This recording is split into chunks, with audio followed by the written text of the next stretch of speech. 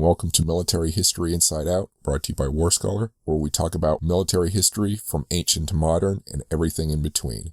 I'm Chris Alvarez, and today's guest is Dan Preston, who discusses the War of 1812 and the U.S. military in the years after. Thanks for listening. I'm speaking with Dr. Daniel Preston, editor of the Papers of James Monroe, Volume 7, Selected Correspondence and Papers, April 1814 to February 1817. And just to tell my listeners, despite the dry-sounding nature of that title, this period marks the middle to ending of the War of 1812, and also James Monroe's participation in dealing with Europe now that the Napoleonic Wars had ended, and also dealing with Spain, which was dealing with revolutions in its own American colony. So plenty of military history activity going on. Thank you for speaking with me. Pleased to do it. And the Papers of James Monroe are published by ABC Clio, and this Volume 7 was published March 6, 2020. How did you get into studying and editing these papers? I have worked in editing of historical documents since I was in graduate school in the 1970s. And I've worked on a number of projects in 1989, 1990. There was an opportunity to start Monroe Papers, and with my experience with editing and in my background in working in the period of Monroe's career, it was something that I was interested in taking on, and the people who were interested in starting the project were interested in having me do it, so we did. And it was kind of hand to mouth there for the first couple of years of getting things going. Mm-hmm. But then we were fortunate after a couple of years to get a grant from the National Endowment for the Humanities, and that really got us going on a pretty even keel, and then on from there. So tell me about the papers that have to do with the War of 1812 and what you found there. Well, yes, they actually start in Volume 6. Mm-hmm. Monroe was a member of James Madison's cabinet from March 1811 through February 1817, when Madison left the presidency and Monroe assumed the office. And we, sort of calculating how many documents we would have to publish and all, we decided to do it to do that period in 2 volumes. So Volume 6 goes from Monroe's appointment in April 1811 as Secretary of State up through March of 1814, and then Volume 7 starts with April of 1814 and then goes up through the end of his cabinet years in February. And breaking there, I mean, it was roughly, that was the 3-year point. That was halfway through. Mm-hmm. So the War of 1812 years actually start with Volume 6, and really they start with the beginning of it, with Monroe coming on as Secretary of State and in 1811 and engaging in last-ditch negotiations with the British minister in Washington to try to reach some sort of diplomatic settlement, mm-hmm. which they were not able to do. And Monroe-Madison pretty much concluded by the end of 1811 that there would be no diplomatic settlement, and then they started actually thinking about going on to a war footing. Yeah. So really, pretty much all of Volume 6 deals with the war, and then going into Volume 7. But then there's, as you mentioned earlier, there's also all the others. There's incursions into Florida. Mm-hmm. There's incursions into Texas that happened during this period. And so Monroe, as Secretary of State, was dealing with those sorts of unauthorized military operations as well. Hmm. So so those two the war years really, I mean, as they did with his period in the cabinet, they really pretty much dominate the period. So you're saying there were unauthorized military actions by the U.S. into Spanish territories? By U.S. and European nationals as well, who organized these various incursions into Florida, into Texas, trying to revolutionize them, trying to establish them as independent countries. And there's medium amount of controversy over how much involvement there was on the part of the national government in these filibustering expeditions. Mm-hmm. And my sense is, sort of not. They watched them, but they weren't covert operations. Mm. They were simply sort of individuals were organizing these private expeditions or engaging with residents of Florida or Texas to try to foment some sort of revolution against the Spanish. But contrary to what some people who have studied this have claimed, there really was not any kind of, as they say, there wasn't any kind of covert. By my lights, there wasn't any covert national government support for these things. Mm-hmm. What was Monroe's feelings about the fact that the U.S. military was nearly non-existent, during this time? It was something that had concerned him for quite a while. He had been governor of Virginia, 1800 to 1802, and pushed very hard for reforming the state militia, for better training, better arming of the militia. Mm-hmm. As with most national leaders from that period, they saw the militia as being the core of national defense. That there would be a national army, professional army, regular army, that would be sort of the nub of any kind of defensive action, but really the bulk of the soldiery would come out of the militia. Mm-hmm. And he was from when he was in the Continental Congress in the 1780s, when he was governor, up to when he was president. He kept pushing for a more uniform, a better system of training for the militia, because they really did see them as being core to any national defense. What I think they would really like would have been sort of the National Guard system that developed in the early and mid 20th century. I think that's really what they would have liked to have seen, of where there was sort of a nationalized system for these state military units, that when there was a need for some sort of national defensive or military action, that then these better trained state units could be pulled into national service. That's really the way they viewed it. But he repeatedly, sort of throughout his career in government prior to being in Madison's cabinet, being president, he saw it as a weak point that there wasn't a uniform system of training. It was whatever the states did, and then the quality varied quite a bit, but it was largely substandard. So it was certainly something that he saw a need for improvement, mm-hmm. And just sort of some sort of more comprehensive national military planning. He was in France in 1805 when there was a lull in the Napoleonic Wars, and he wrote back to President Jefferson, and he said, there are all of these out of work French Army engineers here. We need a system of coastal defenses in the United States. Why don't we hire some of these engineers to come and build these forts for us?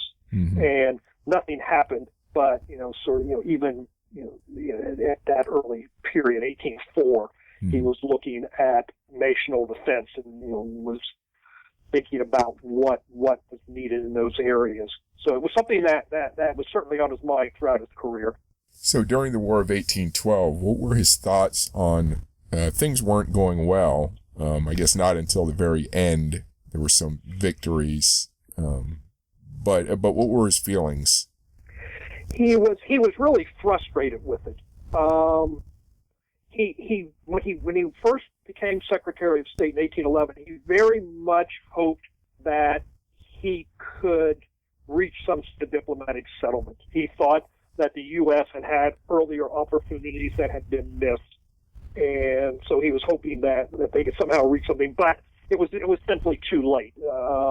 Sort of the United States had become too adamant in what it wanted, and the British were adamant in what they were not going to give, and so they went back and forth on these negotiations. But then once he was convinced that negotiations were going to fail, he became a very strong proponent for military preparedness, and was frustrated throughout the war at repeated failures and what he considered to be inaction. One thing that annoyed him to no end was the fact that the British had a squadron in Chesapeake Bay throughout the war. And this was as much an insult as sort of any kind of military threat. Just the fact that the British could operate in interior waters of the United States, and the U.S. wouldn't do anything about it. And on several occasions, he made suggestions to President Madison for military action against this squadron, and the response was always, well, we can't do that, or it's not worth it, it's too risky something. So he always wanted to see a more vigorous prosecution of the war, but until he became Secretary of War in September of 1814, he largely felt pretty powerless. I'm speaking with Daniel Preston, editor of the Papers of James Monroe, Volume 7. You can find more information by going to the website for the University of Mary Washington and searching for Monroe Papers. If you like this podcast, please remember to rate it on whatever podcast feed you're listening to it on. Also, please sign up for my newsletter at warscholar.org or militaryhistorypodcast.com. Please follow, like, and comment on YouTube at warscholar1945, on Twitter and Facebook at warscholar, and on Instagram at Chris Alvarez Warscholar. If you like science fiction, fantasy, and horror, please check out my podcast, Full Contact Nerd, also located at chrisalvarez.com and fullcontactnerd.com. If you like outer space business, technology, and policy, please check out my podcast, Spacewalks Money Talks, also located at spacewalksmoneytalks.com. Now back to the podcast. Once he did become Secretary of War, what was he able to push through that he wanted, and what was he not able to? Well, what he was really pushing for never came to be because the war ended. But when he became secretary in the fall of 1814, well, the immediate demands were defense of Baltimore, defense of the Mid-Atlantic area, right after the capture of Washington, and so that was what was taking up a lot of his attention. But then once that crisis passed, he had two major interests, I think. Sort of one was a comprehensive system for defense of the country. He realized that all parts of the country were at risk for attack, and the country had been divided into military districts, and so he concentrated on getting good officers commanding the districts, and so it's just trying to fashion a comprehensive plan for that defense. So the most obvious that we know about, of course, is Andrew Jackson's actions in the Gulf area, with Florida and defense of Mobile and defense of New Orleans, these sort of things. But it was all through. Sort of one example of this, there was a report that the British intended to land a force on the eastern end of Long Island and establish a base there and use that to attack New England, New York, New Jersey, the Mid-Atlantic, New England and Mid-Atlantic area. And so it was, what he was concentrating on was coordinating with Henry Dearborn, who was the district commander in New England, and Daniel Tompkins, who was the district commander in New York, and sort of coordinating defensive measures to protect that region from this possible threat to it. That never materialized, but that was the kind of thing he was focusing on. What he was really pushing toward, though, was the campaign for the summer of 1815. Which they saw as critical. So a new campaign into Canada. The British had occupied northern Maine. They were organizing an expedition to try to drive the British out of northern Maine, certainly defense of the Gulf Coast. And so there's a lot of planning on this. Congress had approved a system of recruiting. Sort of one problem, it was sort of not just, what you mentioned earlier, militia, but it was being able to put an adequate force in the field and to have a force that they could rely on, that they knew how many they were going to have. And Congress had approved legislation that allowed the states to provide volunteer regiments for the National Army, kind of like what was used during the Civil War. And the most obvious example again of this is Andrew Jackson's Tennessee Volunteers, who were these state units, and so these were incorporated. So they were looking at getting these volunteer regiments into the field, who they would be recruited for a year's service, rather than coming out for 60 days or 90 days or whatever the militia would do, so that they could have the contingency of knowing that there would be a ready in hand military force to conduct these operations. And so it was organizing that they had adequate soldiery, perfecting the supply system, perfecting the command system, and sort of really looking toward these summer campaigns. How effective he was, we don't know, because they never took place.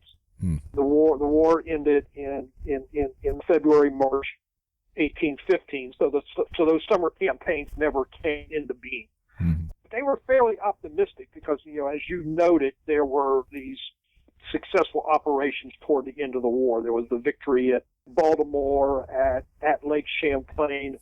Duncan MacArthur led an mounted expedition from Detroit and penetrated up into Ontario.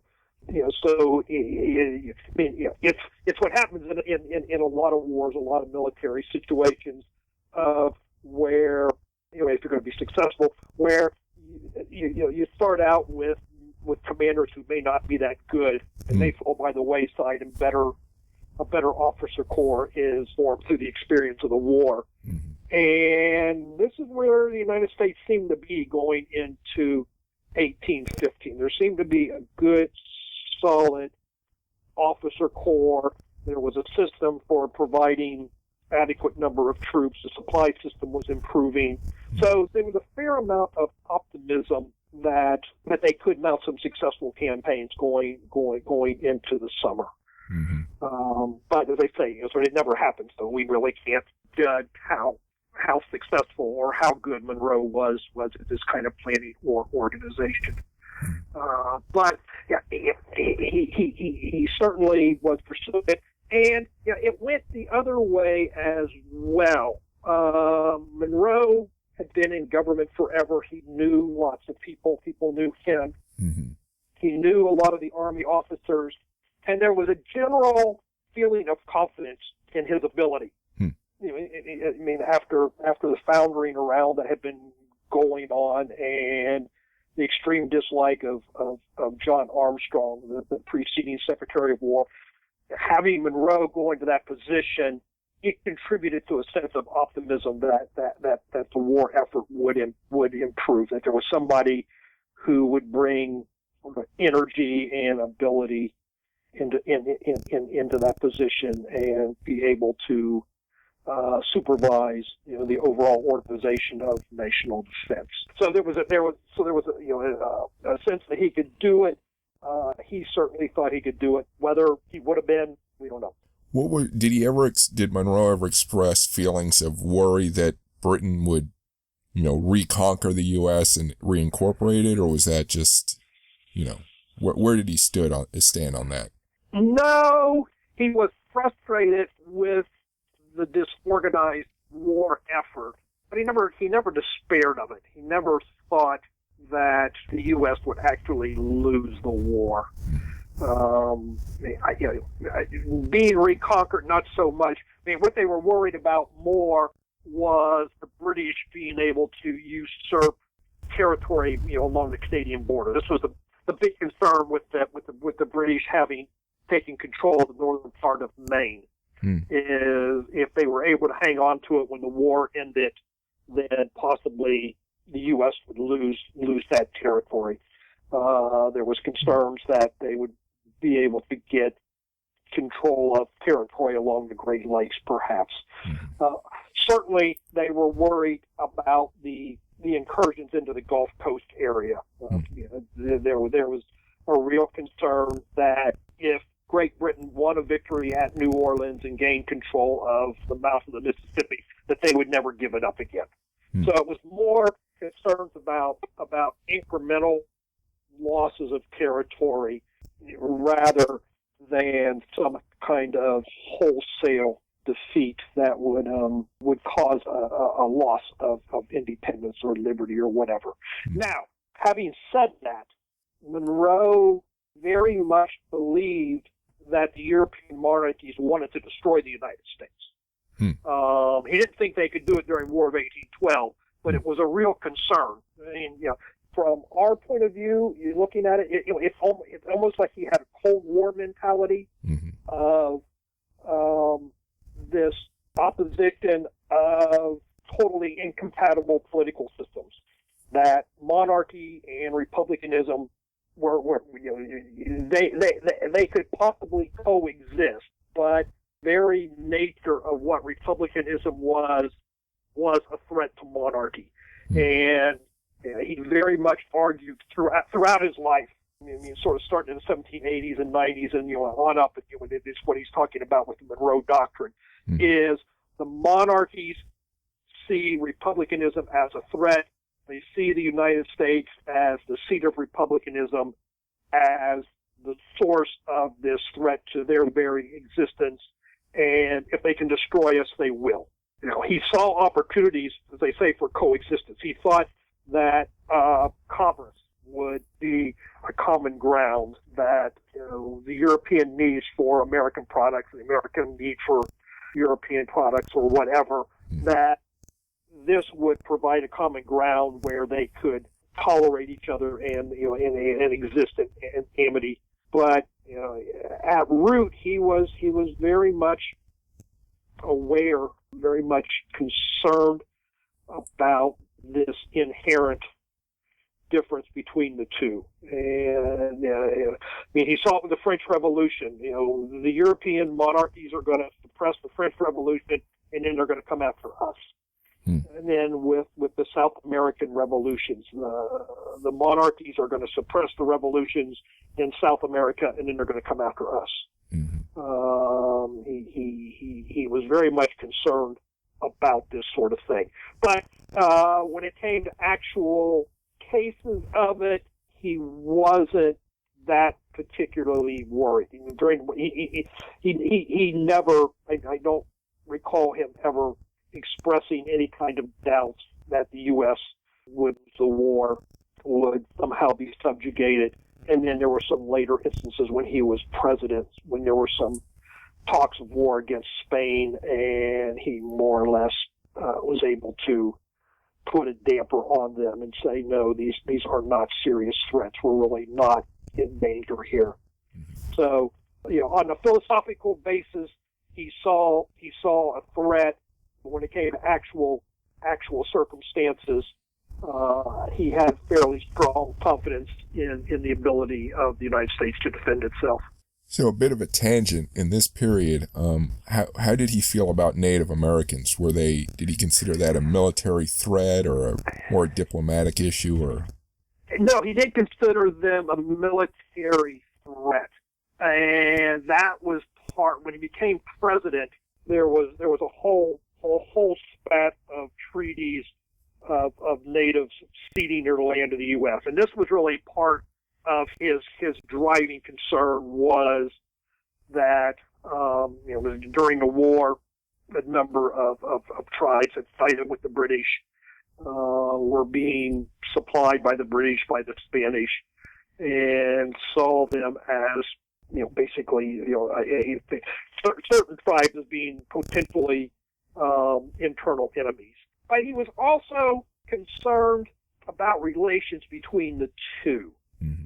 He didn't think that natives were innately inferior to whites, but he thought their culture was inferior, that a hunter-gatherer culture was inferior to commercial agricultural society. Mm-hmm. And he took it as a given that the United States was going to expand across the continent. I mean, it was way before the term manifest destiny came up. Mm-hmm. And I don't know that he thought about it as some sort of divine plan. Mm-hmm. It just he looked at the world and he looked at the United States and he saw this was going to happen, and he basically thought it was a good thing mm-hmm. that for European American farmers would expand across the country and they would cultivate the land and all this sort of thing. Mm-hmm. And his thoughts were that that the native populations would not be able to resist this movement, mm-hmm. that they could fight, but they would lose. And so he was pushing toward. I mean, the phrase they used, that kind of sort of underpins this cultural chauvinism with civilization. They needed the Indians needed to become civilized, mm-hmm. and he assumed that if they would follow this route, if they would learn to become farmers, they could blend into American society. But they had to quit being Indians, is what it came down to. So if they insisted on being Indians, then they were bound for extinction. Mm-hmm. But if they would just quit being Indians and start acting like sort of Europeans, they would be okay. They become part of American society. They could integrate in, and they wouldn't have tribal identity. They wouldn't be Indians anymore. Mm-hmm. But as people, they wouldn't be exterminated. In their life, it was a benevolent approach. That they're trying to save these people from being exterminated. Mm-hmm. By our lives, this notion of destruction of culture is, sort of not as admirable. But that was pretty much the way they looked at it. But the point that you initially raised, that having these tribal entities within the United States, the war had proved that there was, that they were a potential defense threat to defense of the country. And it was certainly something that figured into their thinking and into the planning and into their actions on acquiring land and relocating the tribes farther west. Do you recall any of the tribes that were working with other European powers, getting arms and such? And were those tribes considered, did Monroe think those were enemies that could be exterminated, whereas other groups could just be let alone if they didn't fight the U.S.? Well, yeah, but it wasn't ever that clear cut. I mean, sort of one, there were the Creeks in the South. Mm-hmm. But the Creek War, where Andrew Jackson came to fame, was actually, it was a civil war. It was an intertribal war among the Creeks. Mm-hmm. There were pro-U.S. Creeks and there were anti-U.S. Creeks. And the pro-U.S. wanted to form closer ties with the United States, and the antis did not. And they started fighting among themselves. And the U.S. basically went into the war on the side of the pro-U.S. Creeks. So they were certainly, and the anti-U.S. faction were being supplied by the British and by the Spanish. And no, I don't think that, not even sort of like Andrew Jackson wanted to exterminate them. He just wanted to defeat them, and he wanted to, sort of force them into accepting American U.S. dominance. Mm-hmm. And then the same with the tribes in the north, around the Great Lakes, sort of the Shawnee and the Miami and the Winnebago and Wyandots. There were dozens of tribes up there who all had very close trading connections to the British in Canada. Mm-hmm. And so when the war started, they tended to side with, they did side with the British. But again, sort of they were defeated fairly early in the war and neutralized as an enemy. Again, it was, simply, what the overall strategy of dealing with these tribes was trying to convince them that they couldn't depend on the British or the Spanish, that when things got really dire, that the British and the Spanish would abandon them, which they did. This helped break the bond between, particularly in the Great Lakes areas, it broke the bond between the like the Shawnee or the Miami or the Wyandot and the British, mm-hmm. because the British pretty much abandoned them as the war went along. There are enemies, we have to destroy them. There are enemies, they have to quit being our enemies. They have to recognize that they live within the territory of the United States, and the United States government is dominant, and they cannot oppose the sovereignty of the United States. There was this sort of strange relationship where the U.S. recognized the tribes as being independent, mm-hmm. but they had this weird term, sort of domestic foreign nations. Mm-hmm.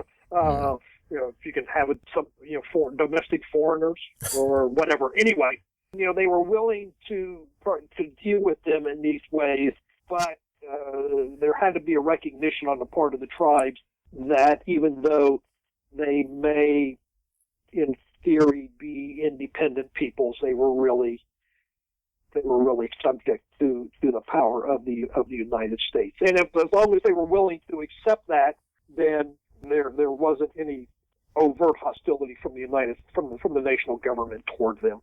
Mm-hmm.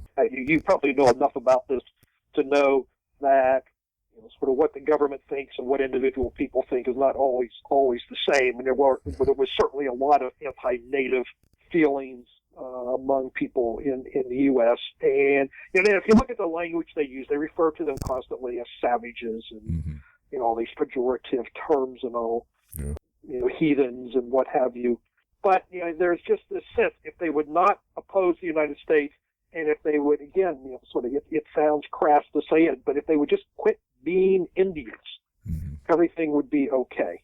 It wasn't like dealing with the African populations where racism had driven a pretty strong wedge. There were racist elements. There were certainly a lot of people who did not think Native peoples could integrate or didn't want Native peoples to integrate, but there were enough at the time who did, and Monroe tended to be in that camp. I'm speaking with Daniel Preston, editor of the Papers of James Monroe, Volume 7. You can find more information by going to the website for the University of Mary Washington and searching for Monroe Papers. If you like this podcast, please remember to rate it on whatever podcast feed you're listening to it on.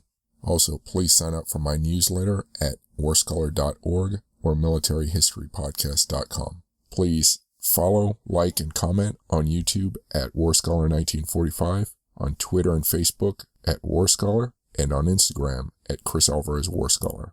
If you like science fiction, fantasy, and horror, please check out my podcast, Full Contact Nerd, also located at chrisalvarez.com and fullcontactnerd.com. If you like outer space business, technology, and policy, please check out my podcast, Spacewalks Money Talks, also located at spacewalksmoneytalks.com. Now back to the podcast. So let's turn back to the War of 1812 has ended, and Monroe is, he sees stuff going on in Europe and South America. Did Did he want to send advisors or observers out to see what was going on in the world, and how did he want to remake the military to deal with new threats? Well, I mean, the first event that came hard on the heels of the War of 1812 was the Algerian War, which there wasn't an official declaration of war, but Congress authorized the president to use military force against Algiers, and outfitted 2 squadrons to go to the Mediterranean and exert a treaty from Algiers, which they did. So that was flexing military might. There was unrest for maybe 6 months, maybe into the late fall of 1815, over whether the war with Great Britain would reignite. There were a number of tensions. There were a number of unsettled issues, and there was some concern. And there was some real concern that one of these issues would somehow escalate, and that the war would start up again. By the end of 1815, that sense had pretty much dissipated. But for, as they say, for about 6-7 months after the end of the war, there was a concern that it may start up again. As far as with Spain, there were tensions with Spain. The U.S. had been trying to acquire Florida since 1802, and the Spanish kept saying they were willing to negotiate on it, but never would. And that colored a lot of the relations with Spain.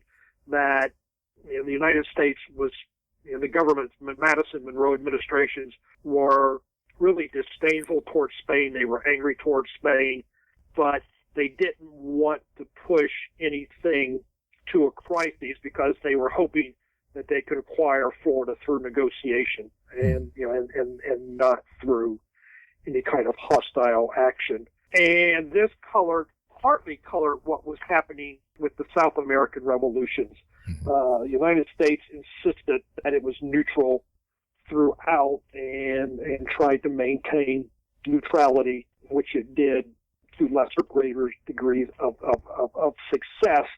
When it got into 1816, 1817, when it looked like the revolutions might succeed and the colonies win their independence, the United States did start sending commissioners to South America to report back on what was happening. What were the prospects for independence?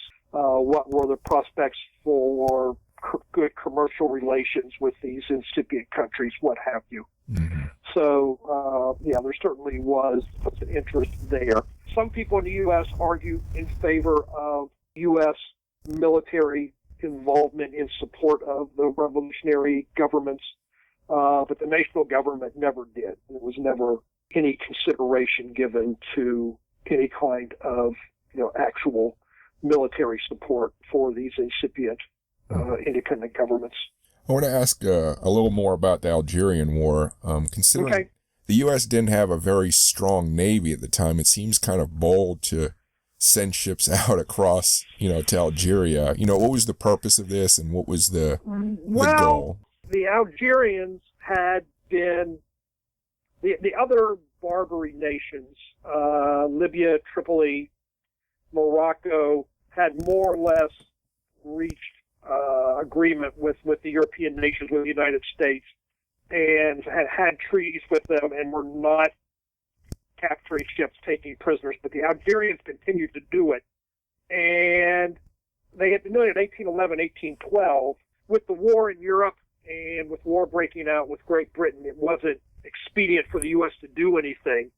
But then, as soon as the war in Europe was over, the war in the United States was over, they sent these 2 squadrons, and there was one military action where the U.S. squadron encountered 2 Algerian ships, and they captured them both. And then they sailed into the harbor at Algiers, and were able to get a treaty which the ruler of Algiers pretty quickly repudiated, and they had to do a second one. But, this was happening with all the countries. Great Britain sent a squadron as well, and they signed a treaty, and the Algerians immediately broke it, and the British sent another squadron, and they pretty much bombarded the city, and that put an end to it. When the British actually attacked Algiers, that brought an end to their depredations on shipping in the Mediterranean. It was fairly bold for the U.S. to do it, but the Navy, as you know, had done well during the War of 1812. The problem was it was just small. Mm-hmm. And, the concern was that, if we only have 20 ships and we've got them spread around on the ocean, mm-hmm. We don't have a lot of room for any kind of attrition. Mm-hmm. And so they basically pulled up all the, they took most of the ships, and just put them in port so that they could have them. And then they spent the rest of the war debating whether they would send the ships out as a group to fight or whether they would go out singly or whatever. Mm-hmm. But, the Navy had acquitted itself as well. So there was a fair amount of confidence in the naval officers. The ships were certainly well built. They had good ships. Mm-hmm. And the seamen were certainly skilled. The U.S. had the largest merchant fleet in the world, so there were plenty of experienced seamen for the Navy to draw upon. Mm-hmm. And I don't think they would have considered it risky to send this squadron to Algiers. They had fairly strong faith in that this expedition would be successful. There was concern that about having a squadron in the Mediterranean in case the European war started up again, mm-hmm. and that somehow the American squadron would get trapped in the Mediterranean. Mm-hmm. There was concern about that if the British and the French fleets started at it again, then that would be a danger for the U.S. But mm-hmm. As far as engaging with the Algerians, not so much. Considering that Britain and the U.S. had a common enemy in the Algerians for this period, did Monroe ever did he ever countenance, maybe alliances with the British, or was the whole monarchy-republican thing too much? It wasn't so much the monarchy-republican dichotomy that was bothering him, but because of the European wars, because of the American War, commerce had pretty much stopped. The U.S. Diplomatic relations had pretty much come to a stop. Sort of one of the most interesting things that I think I worked on for Volume 7 was in those months, years after the end of the war, Madison and Monroe pretty much had to rebuild the American diplomatic service. It was appointing foreign ministers, deciding which countries the U.S. would have diplomatic relations with, reestablishing the consular system in foreign ports, and then sort of talking about treaties. What kind of treaties will we have? Do we need treaties? Do we need commercial treaties?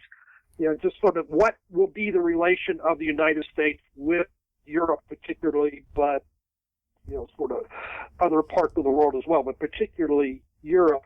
And what the U.S. was interested in was really reestablishing trade relations, reestablishing international commerce. And sort of military alliances, they weren't interested in any kind of military alliance. The real focus was trying to establish good, solid commercial relations with these countries. The one aspect of anything that was military settled was the what's called the Rush-Bagot Agreement, treaty for disarmament on the Great Lakes.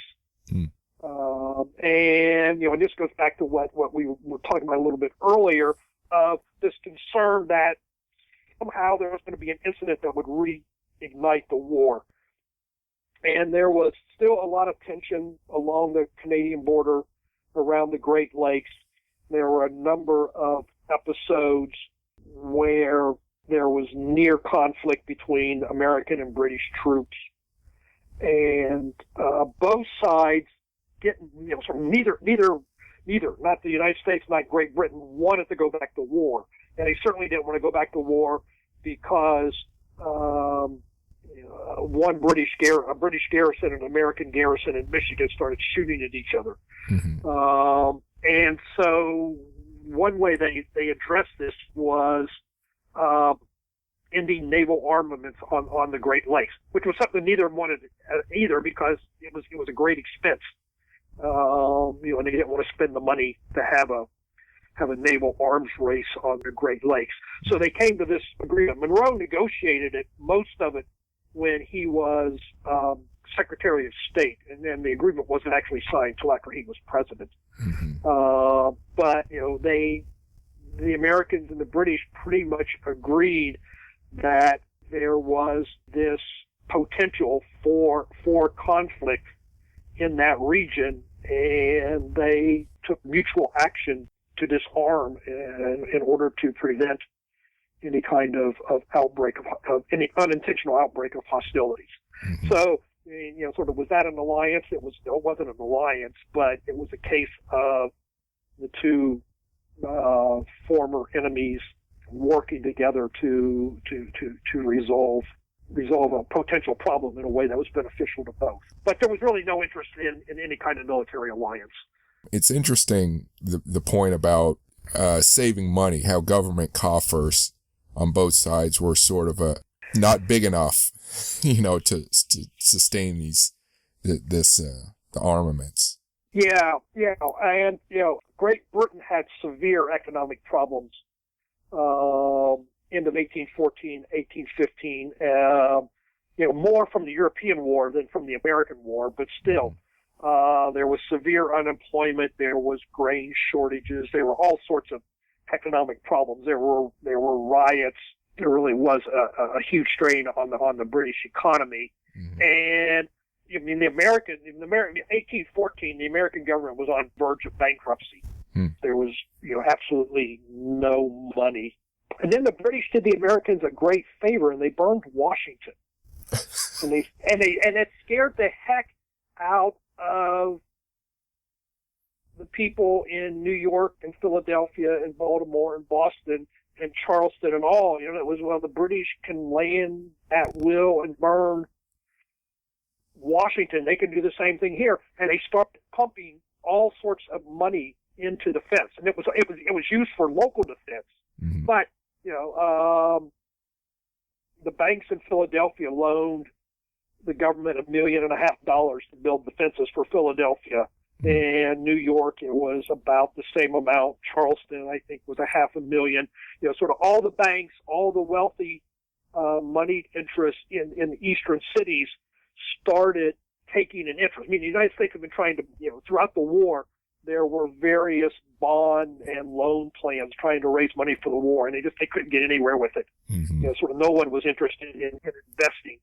And, the government, the Congress would authorize the Treasury Department to sell $1 million worth of bonds. They would sell $300,000 more. It just wasn't a lot. But then when they saw this potential threat, they started pumping money in. So, in those last months of the war, the government was actually in better shape than it had been earlier in the war because there was all this there was this new willingness to invest in the defense of the country. And then, the recovery in the United States was pretty quick. Trade started up again, so they started collecting sort of tariff money. Land sales picked up.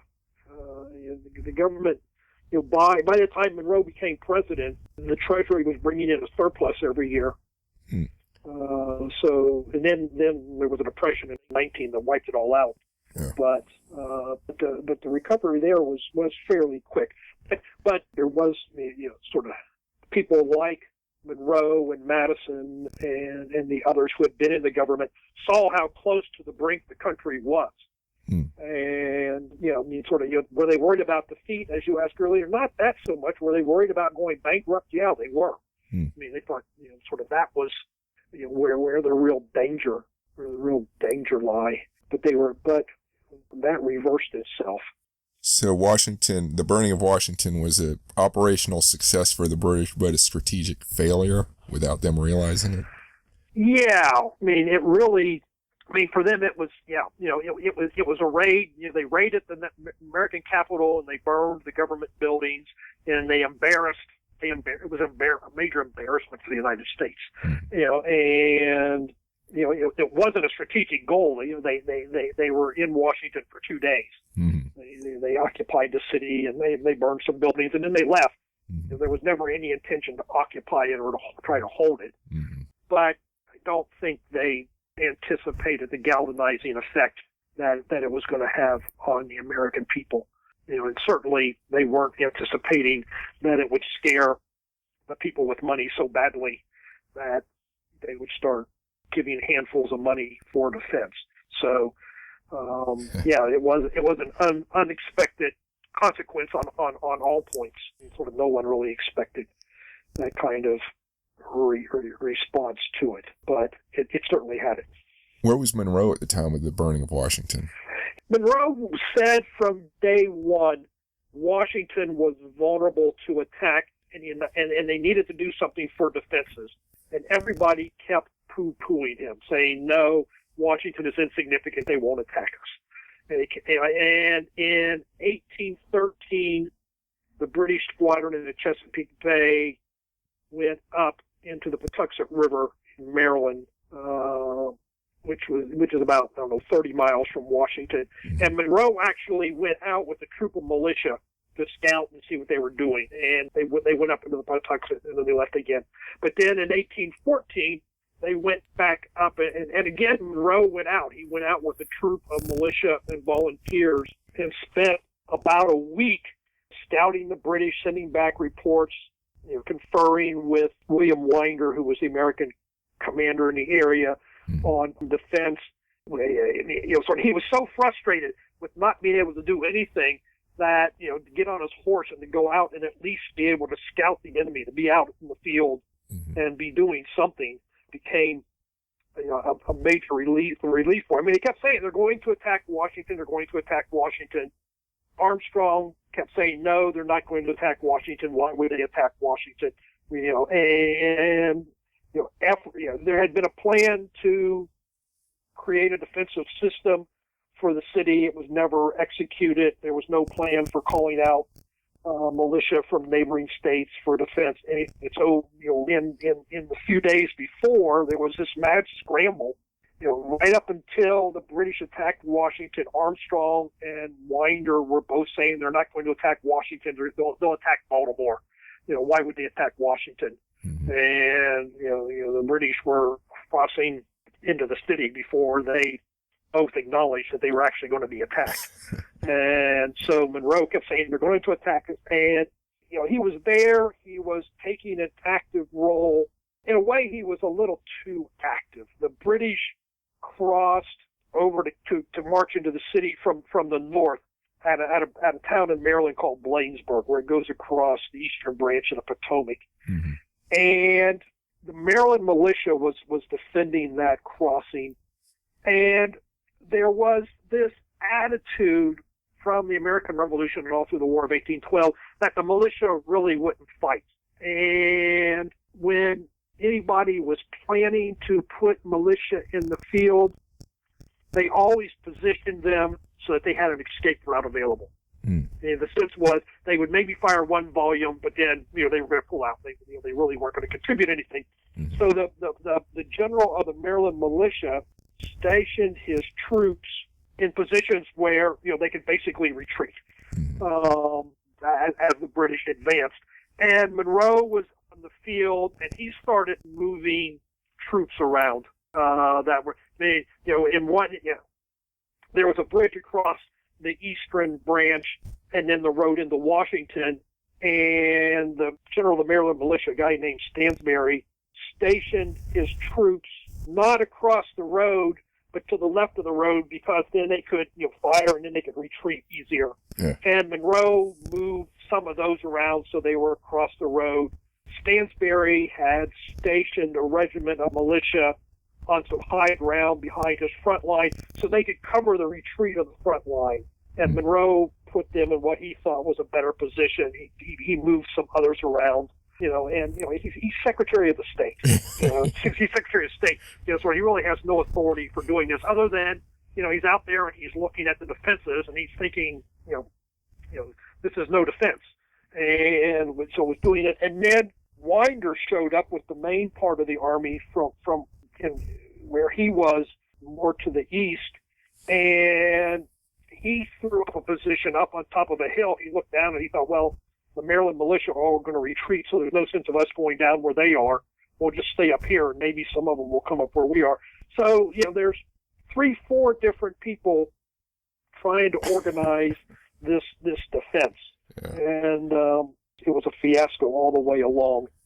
And then they retreated back into Washington, and there was some talk about Armstrong wanted to fortify the Capitol and, sort of fight it out on Capitol Hill. And everybody else said, sort of, this is nuts. We're going to get surrounded up here and we'll all get captured. Mm-hmm. So they abandoned the city, and the army went off to the west, and most of the government officials then crossed over into Virginia. Mm-hmm. And then a couple of days later, when the British pulled out, they came back in, and Madison fired Armstrong, and he appointed Monroe as Secretary of State, but he also made Monroe commander of the defenses for Washington. Mm-hmm. And so for about 2 weeks, he was in charge of the defenses. So it was getting the militia organized, and after they returned to the city, and then sort of one operation they tried that didn't work, but the British part of the British squadron had sailed up the Potomac, and they had captured Alexandria, Virginia, across the river from Washington. Mm-hmm. And the people in Washington were and basically they threatened to burn the city if they didn't. They threatened to burn Alexandria if the city didn't surrender. And the inhabitants of Washington and Georgetown thought the same thing. They thought they're going to come over and burn us. So they basically, there were all these citizens running around in Washington and Georgetown saying, we have to surrender. And Monroe kept saying, no, nobody's surrendering. But he was looking at this squadron, and he said, there's this squadron of British ships up here in the Potomac. We should try to capture them. Hmm. So he got artillery companies, and he got naval officers, and Oliver Hazard Perry and Stephen Decatur, and these guys were around. And he put them in charge of these batteries around on the Potomac. And they tried sending fire rafts against the ships, and that didn't work.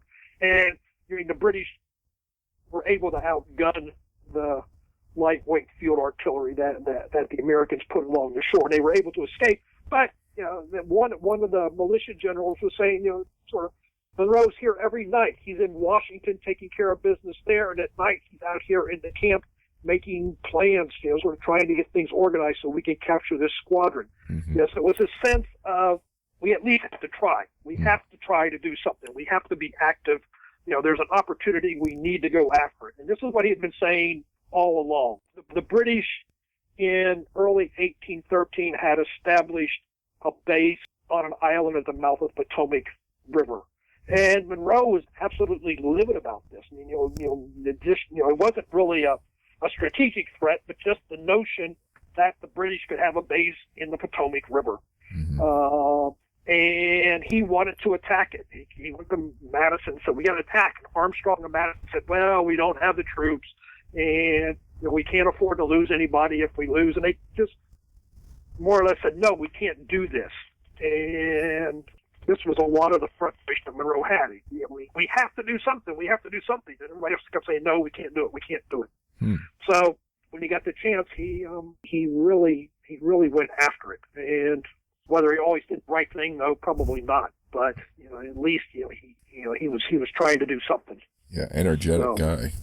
Yeah. And there's great little letters.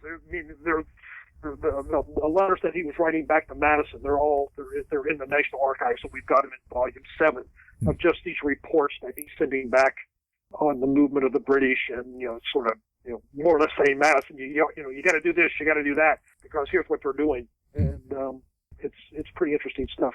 So just to turn to the research you did, you described some of the research, but considering the amount of material you had to work with, well, first, did you include all his letters in this volume for this time period, or did you have to edit and figure out the best? No. You commented that this is volume 7. Mm-hmm. We are projecting to do a total of 10 volumes of selected letters. Mm-hmm. We have a universe of about 40,000 documents that we are working with, and we do about 600 documents per volume, so we'll be doing a total of about 6,000 documents altogether. Mm-hmm. It would be nice to do a comprehensive edition and do everything, but that would take many, many, many years and many, many, many dollars. And no one is interested in committing that much time and that much money. Sort of Jefferson Papers was the first modern editing edition, and it started in 1950. Mm. And they are projecting to finish about 2030. Wow. So they're and so long about the 1960s, the sponsoring organizations realized that these kind of projects were going to be multi-generational. Hmm. So interest in doing large-scale comprehensive editions quickly evaporated, and so it was trying to find ways to do abbreviated versions, and so doing a select letters edition. As it is, it's going to take us about 30 years to do the 10 volumes altogether. Wow. We've been relatively, I don't want to say fast, but we've moved along at a good steady clip. So I've been pleased. The funders, our sponsors, have all been pleased with the rate of our work on getting the volumes out. So we're anticipating volume 10 will come out 2027, 2028. Mm-hmm. And I don't know if anything will happen after that or not, but that will be the 10 volumes that we've planned. And then we also have, although we are only doing select letters, our initial publication was a 2-volume catalog of all the documents we had found to that point, mm-hmm. which were about 38,000 documents that we culled from about 180 different institutions. Mm-hmm. And we have now converted that catalog to an online digital database, and it's up to about 40,000 documents now with things we have found then. So, that's a medium amount of documents to work with. Jefferson, Washington, they number in the 60 and 70,000 category, and then there are others that are more like 15 or 20,000. So it's a hefty amount, but it's not overwhelming. Are all the letters collected in one place, or did you have to gather them from different archives or locations? No, we have documents from about 200 different locations. For Monroe's papers, the big collection of his papers, the central collection is at Library of Congress. There's about 4,000 documents in that collection. Mm-hmm. There's a pretty good collection at New York Public Library. There are different places around have them. The National Archives has the largest concentration of Monroe documents. He was in public service for so long. Mm-hmm. Out of the 40,000, we have probably 25,000 of them are National Archives. Okay. Then there's, papers of like Madison, Jefferson, and Library of Congress. There's something like 600 Monroe letters in the Madison papers at Library of Congress. So we pull them from lots of different places. National Archives is certainly the central repository, particularly for Secretary of State years, for the records of the State Department and the War Department and all. Mm-hmm. That's really, but they're from, we have stuff from all over, from, different state historical societies, from university library collections, mm-hmm. Just sort of lots of different places. British archives, those sorts of things. For Volume 7, what was the most surprising thing you discovered in your research? I don't know if I call it a surprise, but one of the things that I never really understood and that I wanted to learn in working on 6 and 7 was how President Madison's cabinet worked. You know, sort of what was the relationship of the president with the cabinet members, the members among themselves. Was anybody more influential than the others? Who did Madison listen to? And I got a pretty good sense of how the cabinet worked, of the relationship and their relationship, Madison's relationship with the cabinet members. Madison and Monroe were political allies for a long time. They were friends, but there were periods when there was a lot of friction between them. And in 1809, 1810, there was a coolness between them. And when Monroe came into the cabinet in 1811, there was still tension there. And the tension remains until early 1814. And by then, whatever it was that was eating at the two of them had pretty much dissipated. And they became very close again, and they really started working really hand in glove. And at that point, Monroe certainly became the dominant member of the cabinet. Prior to that, I don't think there was anybody who was dominant, and I'm not sure how much Madison was listening to any of them. But by summer of 1814, Monroe's position in the cabinet was certainly solidified and dominant. Now, do these volumes, do they just have the papers with a little bit of commentary, or is there more text? Essays. There's the text of the documents. What we do is they're all handwritten documents. So we employ student aides. We're at University of Mary Washington down in Fredericksburg, and we have student aides, and their job is to make type transcriptions from the handwritten documents. And then the professional staff, there are 2.5 of us. There are 2 full-time and 1 part-time. We go over them and we perfect the transcriptions and proofread them and get them so that we have good, accurate transcriptions of the documents. And then we write annotations for them. And the length and the number of annotations vary from document to document. Some documents don't have any annotation at all. And others go into more detail. What we try to do with annotation, particularly for Volume 6 and Volume 7, for these cabinet years, the correspondence is pretty complete. Everything is just about everything is there. So we don't need to explain the course of the conversation, of the correspondence, this sort of thing. That's all. We're able to actually use the documents to do that.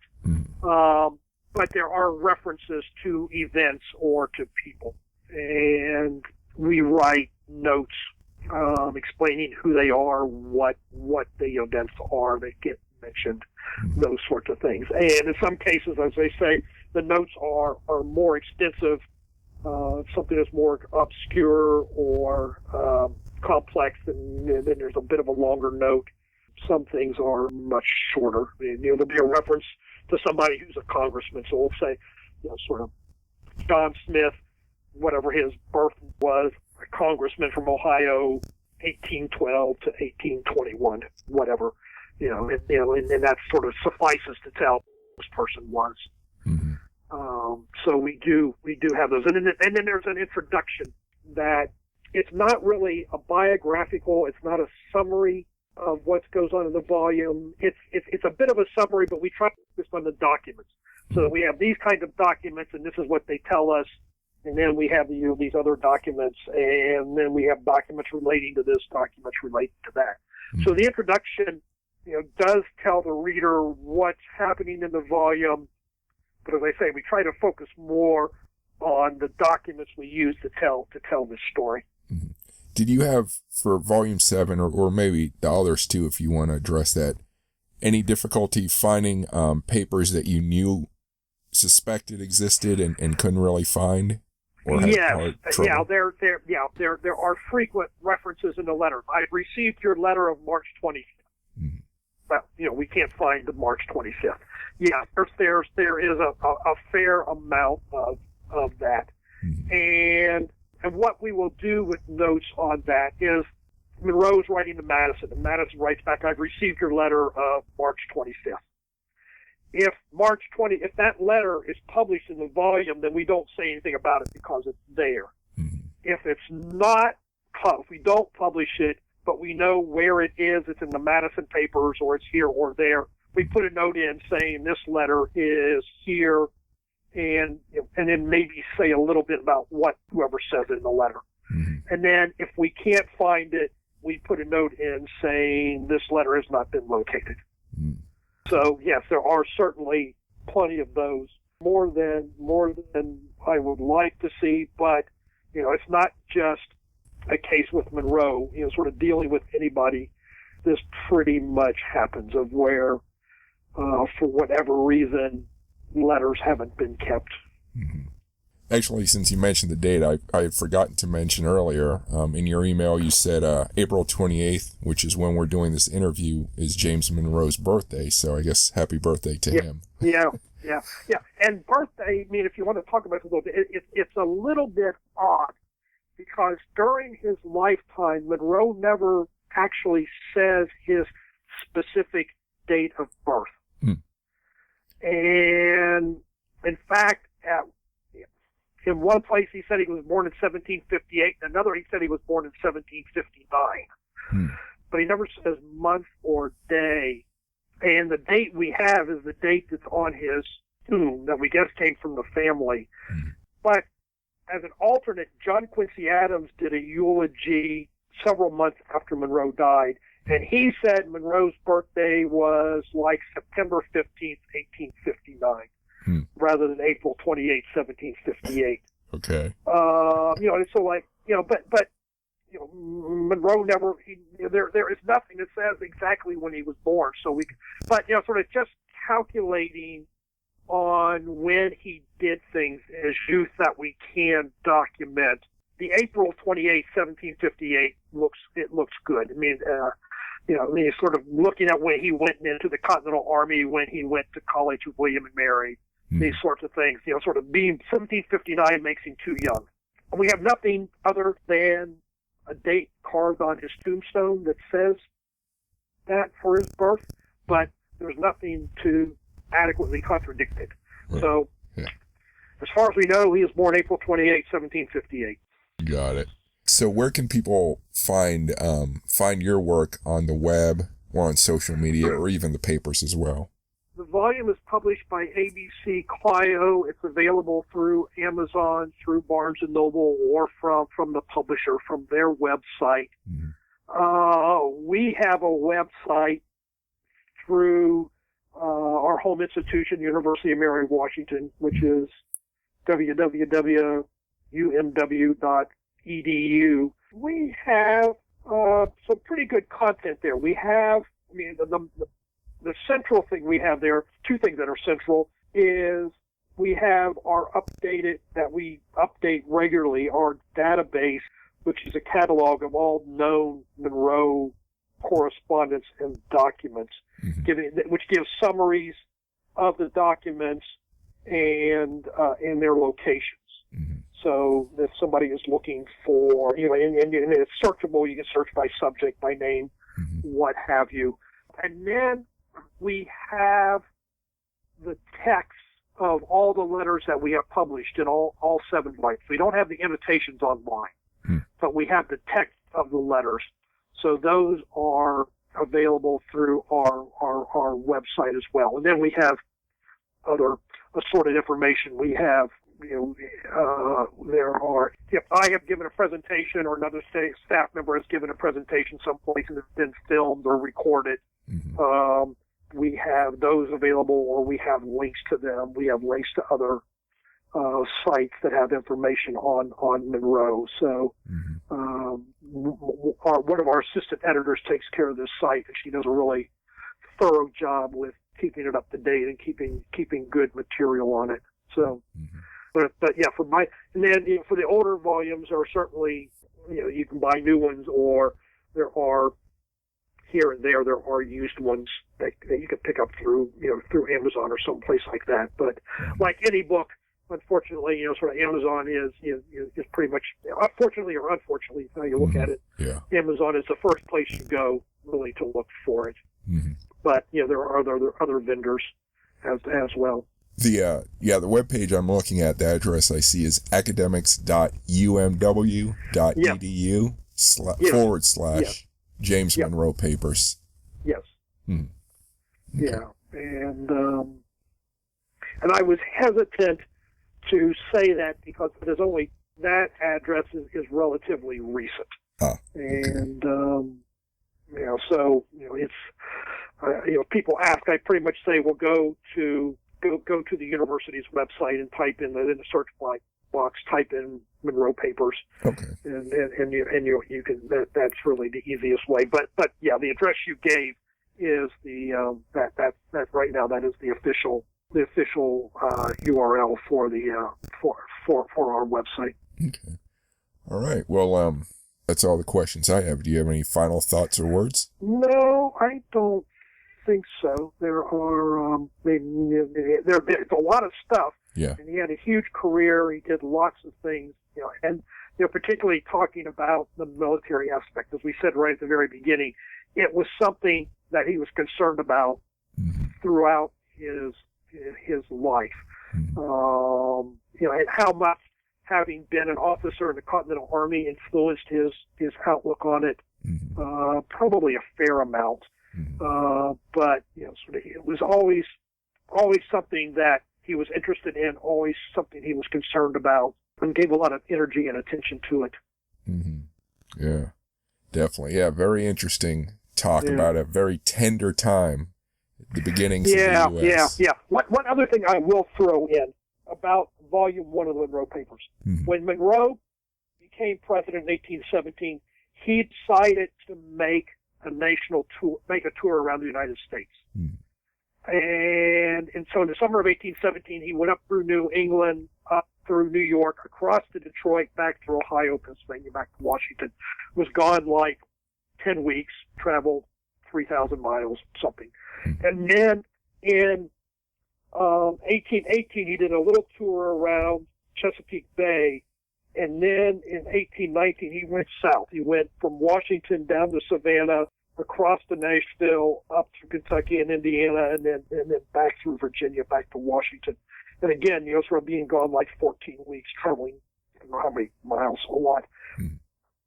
But the ostensible reason for him going initially was that he was going to inspect military installations. That Congress, after the war, had voted money to improve, to build new coastal fortifications. And it was something he was very interested in. And his initial plan was he was going to go with the chief of Army engineers, and they were going to go around and sort of look at forts and look at sites for defense and where works need to be built.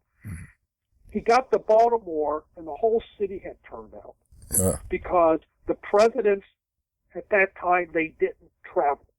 They didn't go anywhere. They never made speeches. Thomas Jefferson, during his presidency, did 2 speeches. He did 2 inaugural addresses. Madison did 3. So no one saw the presidents. No one heard them talk. The first public image of Monroe was published 3 months after he became president. So he's elected president. People don't even know people don't even know what the president looks like. Yeah. So Monroe goes off on his tour, and the president is coming. The president is coming to our town, and people came out by the thousands everywhere he went. And his initial response was to go back home because this wasn't what he had in mind. He thought he could just try, But then he realized, they're not really coming to see me. They're coming to see the president of the United States. And it's important for the people to be able to know their president, to be able to see him. And so he went on his tour, and just, sort of everywhere he went, there were parades, there were balls, there were speeches, just all sorts of receptions. He toured universities, he toured hospitals, he looked at forts, he just did all this stuff. And we decided we would document all of this in one volume because there was the newspapers were full of it.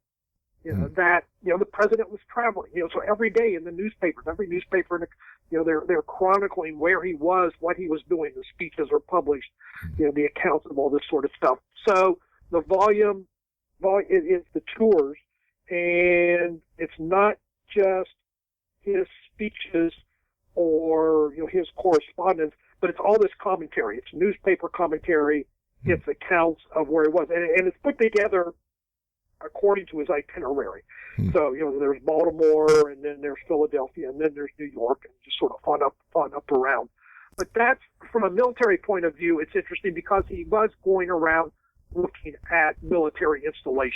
And there's a lot, and he did do it. There's a lot there of talking about, sort of meeting with local officials and talking about defense and all these sorts of things. But we wanted to give it special attention because it was something that was really unusual that up to that point never happened. And what's the name of that volume? It's volume 1 of the Papers of James. It's Papers of James Monroe, volume 1, and the exact title is Documentary History of the Presidential Tours of James Monroe, 1817, 1818, 1819. Okay, so you sort of started. You went back in time, or so it's so not we chrono- did, yeah. We did the tours as volume 1, and then volume 2 starts chronological sequence. Got it. And it starts with his service in the Revolutionary War. What is the first thing we have here? We have an excerpt from his autobiography, which he wrote in the late 1820s. But it's what we have about. It starts out where he talks about where he joins the Continental Army and his participation in the New York campaign and Battle of Trenton and all those things. So so that's the start of so the chronological sequence really starts with volume 2. Okay, yeah, that's cool stuff. Yeah. I feel really fortunate being able to do it and enjoyed it immensely. Yeah, if you're into the early American Republic, it sounds like stuff you really want to dive into. Yes.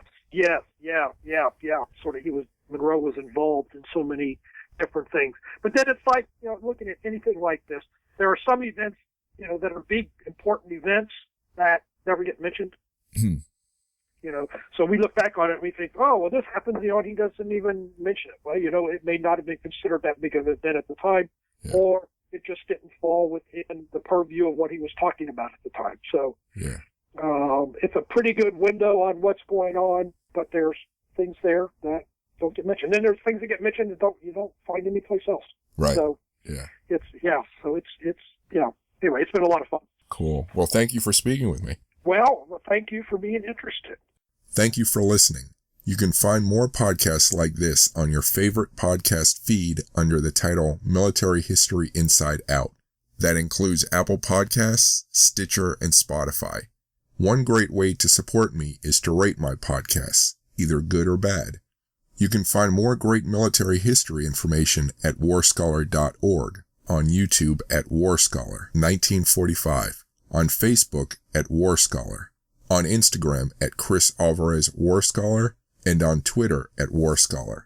Please support me by following me on those sites and liking my videos. If you like to read, don't forget to sign up for my weekly newsletter where I recommend newly published books. The subscription box is on my webpage. Thank you.